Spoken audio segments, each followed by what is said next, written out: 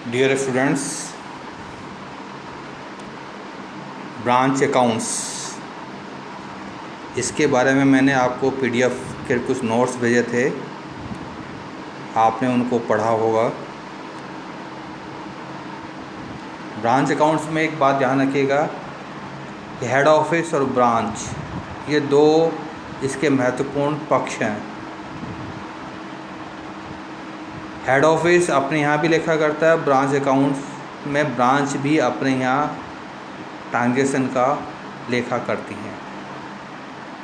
यहाँ पर अकाउंटिंग की दृष्टि से ब्रांच को हम दो पार्ट्स में बांटेंगे। एक ऐसी ब्रांच है जो डिपेंडेंट ब्रांच है, यानी हेड ऑफिस पर डिपेंड करती हैं वो सार, और दूसरी जो इंडिपेंडेंट ब्रांच है।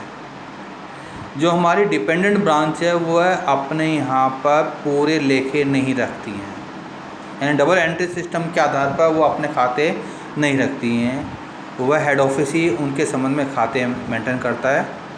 सामान्यतः इस प्रकार के ब्रांच को हेड ऑफिस माल भेजता है, ब्रांचें उन माल को विक्रय करती हैं। जो पैसा रियलाइज होता है वह हेड ऑफिस को भेज देती हैं। सामान्यतः उधार बिक्री करने की सुविधा इनको नहीं होती है, लेकिन यदि दे रखा है तो डेटर से पैसा जैसे रियलाइज होगा वो ब्रांच को भेज देंगी, और वर्ष के अंत में जो डेटर्स रह गए हैं उनकी सूचना डेटर्स अकाउंट में आकर प्राप्त कर ली जाएगी। खर्चे जो भी होंगे वो ब्रांच की तरफ से हेड ऑफिस पेमेंट करेगा, और दूसरी जो ब्रांच है वो इंडिपेंडेंट ब्रांच है। यह इंडिपेंडेंट ब्रांच अपने यहाँ पर खाते मेंटेन करती हैं। डबल एंट्री सिस्टम पर माल खरीदने बेचने इन सबको पूरा अधिकार होता है। चाहें तो वही बाज़ार से माल खरीद सकती हैं, हेड ऑफिस में वो माल भेजता है, लेकिन जो भी ट्रांजैक्शन होंगे वो डबल एंट्री सिस्टम के आधार पर ये शाखाएं अपने यहाँ लेखे रखेंगी। तो एक बात ध्यान रखिएगा, जो इंडिपेंडेंट ब्रांच है उनका लेखा अलग प्रकार से होगा, जो डिपेंडेंट ब्रांच है उनका लेखा अलग प्रकार से होगा। आज हम जो डिपेंडेंट ब्रांच हैं जो हेड ऑफिस पर निर्भर करती हैं उनके बारे में एक क्वेश्चन भी मैं सॉल्व कराऊंगा। आपने पढ़ ही लिया होगा जो मैंने नोट्स भेजे थे कि इनमें जनरल एंट्री हम कैसे करते हैं। जो हमारी डिपेंडेंट ब्रांच है इनके अंदर का लेखा करने के लिए हम एक तो डेटर्स मेथड काम में लेते हैं, जिसको हम ब्रांच नॉमिनल अकाउंट मेथड भी बोलते हैं। एक ब्रांच पर्सनल अकाउंट मेथड या फाइनल अकाउंट मेथड भी का उपयोग करते हैं। एक स्टॉक एंड डेटर्स मेथड का उपयोग करते हैं। आज इनमें से जो पहला मेथड है कि जिसमें ब्रांच नॉमिनल अकाउंट मेथड या डेटर्स, जिसे डेटर्स मेथड भी कहेंगे।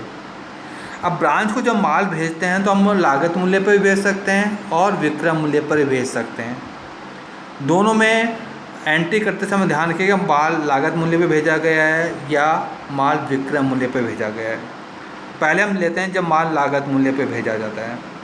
जब माल लागत मूल्य पे भेजा गया तो एंट्री आपने पढ़ी होगी, ब्रांच को हम डेबिट करते हैं हेड ऑफिस की बुक्स में, और गुड्स सेंड टू ब्रांच को लेखा करना ही नहीं है, इसलिए ब्रांच अपने यहाँ अकाउंट मेंटेन नहीं करेगी, हेड ऑफिस ही मेंटेन करेगा। तो हेड ऑफिस अपने यहाँ लेखा करेगा branch account debit to goods send to branch.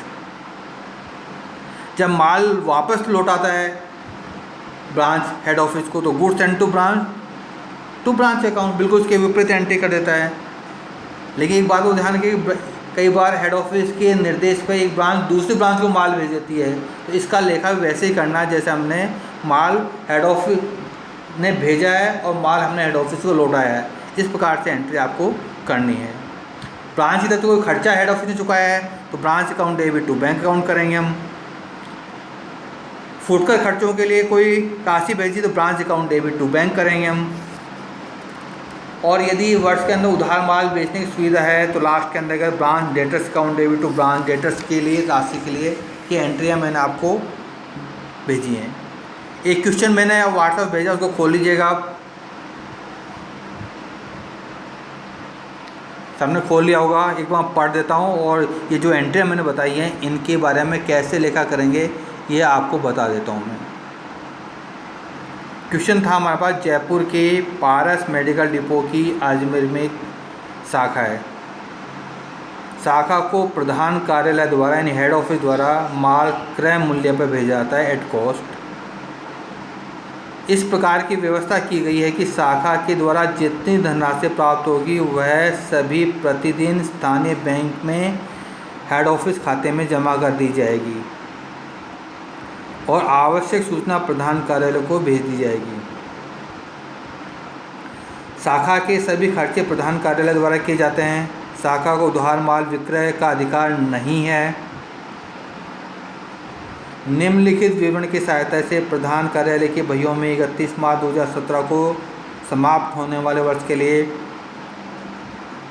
शाखा का लाभ हानि दिखाते हुए शाखा खाता बनाइए।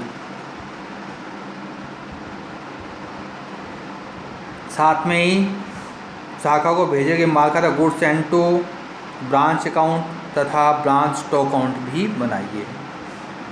यदि आपको एंट्री ध्यान में है तो हम आसानी से कर पाएंगे।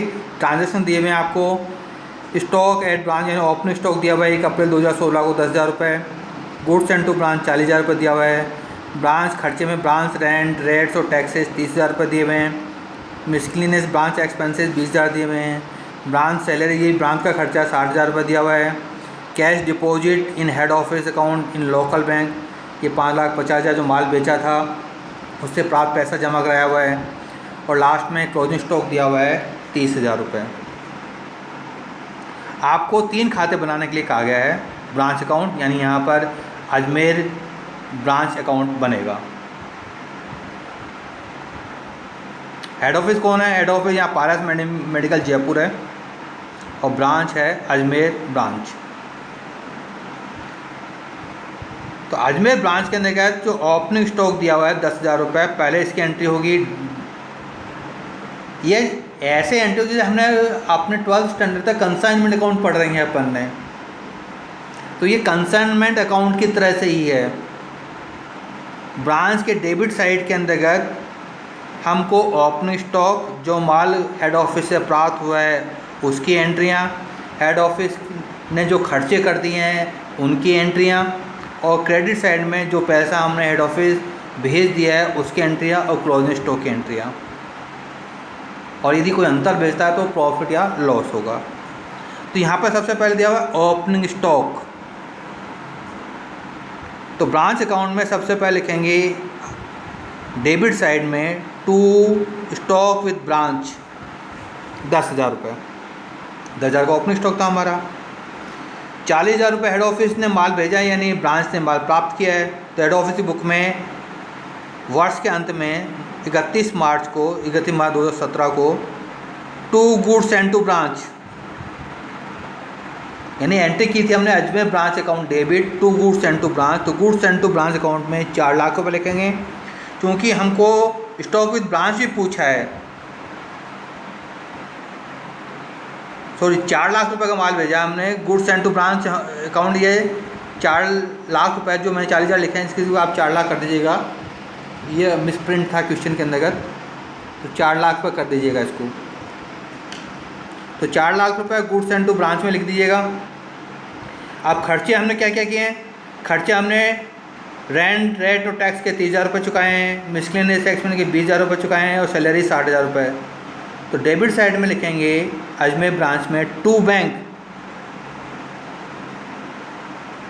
टैक्स 30,000 रुपये, मिसलेनियस 20,000 रुपये, सैलरी 60,000 रुपये, टोटल खर्चा हमारा 1,10,000 रुपये। ब्रांच अकाउंट के क्रेडिट साइड में लिखेंगे जितना पैसा हमने हेड ऑफिस को भेज दिया है, पाई बैंक 5,50,000 रुपये। और क्लोजिंग स्टॉक की अमाउंट दी हुई हमको 30,000 रुपये, तो लिखेंगे बाई स्टॉक विद ब्रांच 30,000 रुपये।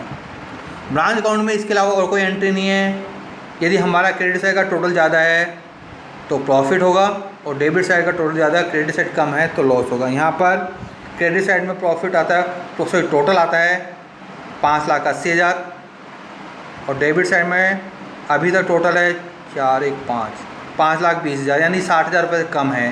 तो प्रॉफिट की स्थिति है तो लिखेंगे टू प्रॉफिट एंड लॉस 60,000।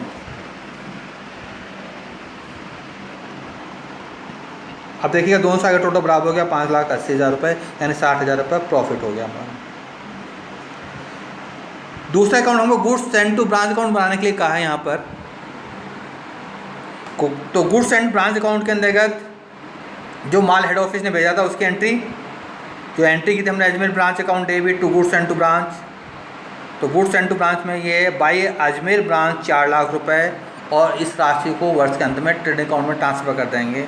तो लिख देंगे टू ट्रेडिंग अकाउंट 4 लाख रुपये, खाता बंद हो जाएगा। स्टॉक की ब्रांच में 2 एंट्रियाँ होंगी, एक क्लोजिंग स्टॉक की और एक ओपनिंग स्टॉक की।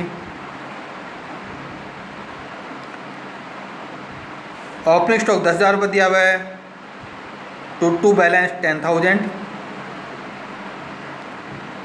ये हमने ब्रांच अकाउंट में लिख दिया था, two by Ajmer branch account 10,000 रुपये। इससे क्लोजिंग स्टॉक बैलेंस दिया हुआ 30,000 रुपये, और डेबिट साइड में टू अजमेर ब्रांच 30,000 रुपये, और इसका कोई भी बैलेंस नहीं होगा। इस प्रकार हमने 3 अकाउंट बनाए। अजमेर ब्रांच अकाउंट, ये महत्वपूर्ण ब्रांच अकाउंट है जो प्रॉफिट या लॉस की स्थिति बताएगा ब्रांच की। गुड्स एंड टू ब्रांच, जितना माल हमने ब्रांच को भेजा है ये बना दिया। हम चाहे तो बैंक अकाउंट और बना सकते हैं। तो यहाँ पर बैंक अकाउंट की 2 एंट्रियाँ हैं, एक तो जो पैसा हेड ऑफिस को भेजा, जो खर्चे उन्होंने किए हैं। लेकिन ये क्वेश्चन बनाने के लिए नहीं कहा था कि हमने बैंक अकाउंट नहीं बनाया है। तो ये क्वेश्चन हमको समझ में आ गया होगा कि किस प्रकार हम हेड ऑफिस की बुक्स में ब्रांच अकाउंट को प्रिपेयर करेंगे, जो हमको प्रॉफिट एंड लॉस की स्थिति को बताएगा। एक सिंपल क्वेश्चन था, जो कंसेप्ट क्लियर करने के लिए बताना ज़रूरी था, ये मैंने आपको बताया है। फिर भी आपको लगे कि हमको कुछ चीज़, कोई पॉइंट इसमें क्वेश्चन में समझ में नहीं आया है, तो हम मुझसे व्हाट्सएप पर पूछ सकते हैं। मैं आपकी समस्या का यथाशीघ्र समाधान करूँगा। कोई मन में कभी कन्फ्यूजन नहीं कि मैं हमेशा उपलब्ध हूँ आपके लिए। आप जब चाहें आप व्हाट्सएप पर मुझसे बात कर सकते हैं या अपनी समस्याएं भेज सकती हैं। Thank you.